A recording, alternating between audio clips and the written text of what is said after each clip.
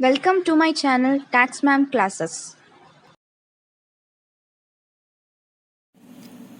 So today we are going to learn what is deduction under chapter 6a and what are the various deduction and what are the provisions of deduction under chapter 6a. So let's see what is a deduction under chapter 6a.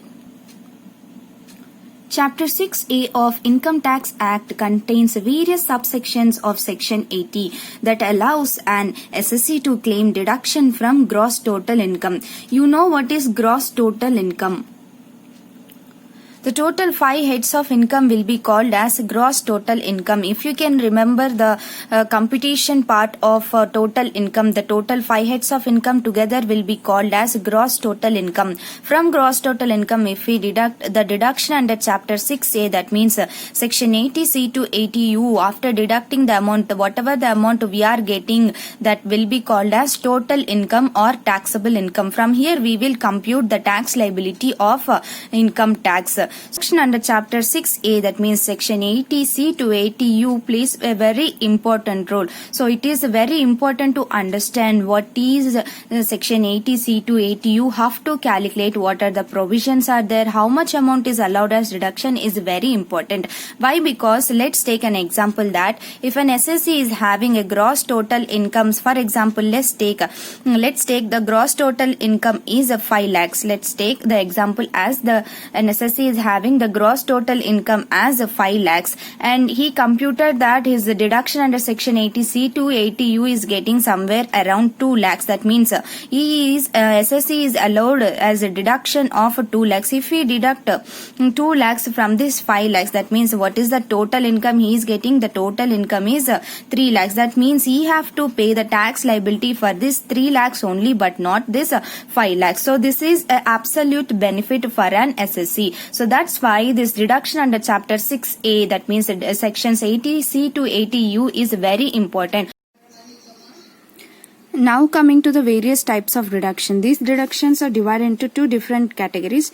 The first half will be on the basis of the payments. That means if an assessee is making any payments, on that payments the assessee is going to get some deduction, that will cover from section 80C to section 80 GGC. And the second type of deduction is on the basis of the income. That means if an assessee is receiving few incomes, on this income a part of the amount or total amount will be allowed as deduction. That deductions is covering from section 80IA to 80U. So as we know, there are few different types of deduction under chapter 6A.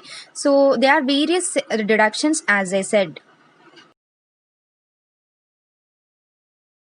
So now we understood what is a deduction under chapter 6A and what are the various deductions, and now coming to what are the provisions of this deduction under chapter 6A.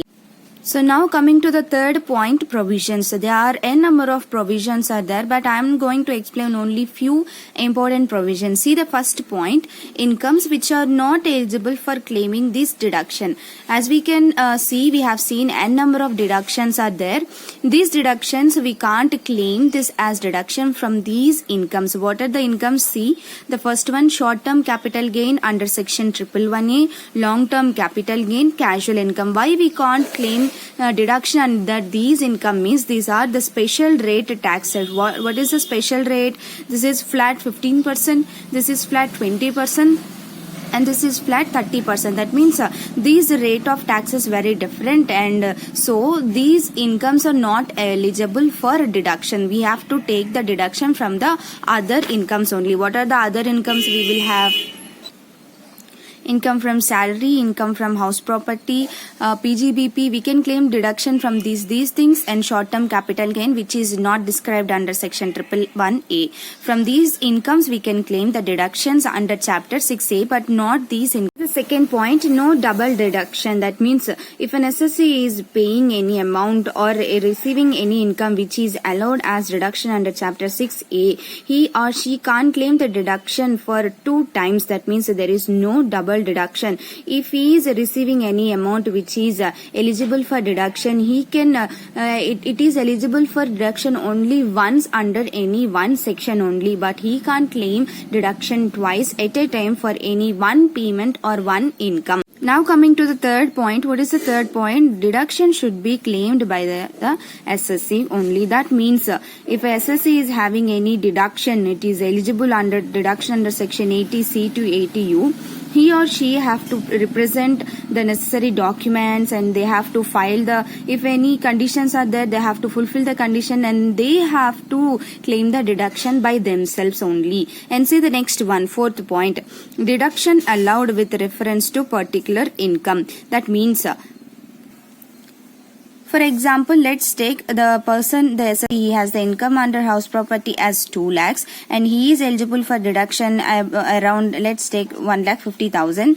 It is said that the condition is the SSC have to claim the deduction under from head income from house property, then he have to claim this deduction from income from house property only. Here we can see the deduction amount is 1,50,000 and the income is 2 lakhs. Here he can claim the deduction. In the same scenario, let's take income from house property is only 50,000 and he is eligible for deduction under section 80C to 80U somewhere. He is getting a deduction of 1,50,000 and the condition is he have to claim this deduction 1,50,000. The deduction he have to claim from this income from house property only. That means he can claim up to only 50,000 and the 1 lakh whatever the amount left over, we can claim this deduction from other heads of income. This is the condition it is referred here. What is that means?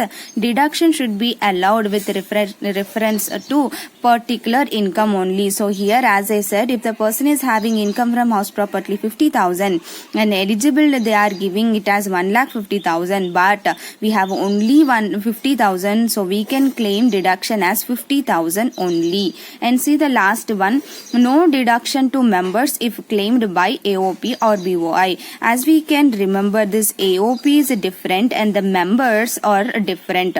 So this if a person if AOP is claiming deduction, for example ATG, this firm is getting any donations ATG and this AOP is claiming deduction under section ATG, then the members who are there in AOP, they can't claim this deduction. Only one person can take.